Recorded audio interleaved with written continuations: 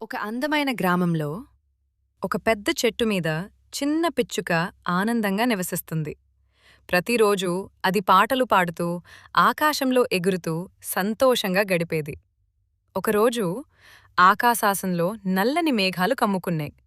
గాలి బలంగా వీయడం ప్రారంభమైంది. కొద్దిసేపట్లో భారీ వర్షం మొదలైంది. జంతువులన్నీ తమ తమ ఆశ్రయాలకు పరుగులు తీశాయి. అప్పుడే ఆ చిన్న పిచ్చుకకు ఒక దృశ్యం కనిపించింది. ఒక చిన్న పక్షి వర్షంలో తడుస్తూ చలితో వణికిపోతూ ఒంటరిగా నిలబడి ఉంది. దానికి ఉండడానికి గూడులేదు, దాచుకునే చోటు కూడా లేదు. ఆ దృశ్యం చూసిన పిచ్చుకకు జాలివేసింది.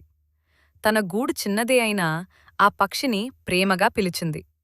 స్నేహితుడా, లోపలికిరా, వర్షం ఆగేవరకు ఇక్కడే ఉండు. ఆ చిన్న పక్షి ఎంతో ఆనందపడింది. ఇద్దరూ కలిసి గూడులో సురక్షితంగా కూర్చున్నారు. బయట వర్షం కురుస్తూనే ఉంది, కాని వారి మనసుల్లో మాత్రం స్నేహం వికసించింది. కొంతసేపటి తరువాత వర్షం ఆగిపోయింది. మరుసటి ఉదయం అందమైన సూర్యోదయం కనిపించింది. ఆ చిన్న పక్షి పిచ్చుక చేసిన సహాయాన్ని ఎప్పటికీ మర్చిపోలేదు. ఆ రోజునుంచి ఇద్దరూ మంచి స్నేహితులయ్యారు. వాళ్లు కలిసి ఆహారం వెతికేవారు, కలిసి ఆడుకునేవారు, కలిసి సంతోషంగా జీవించేవారు.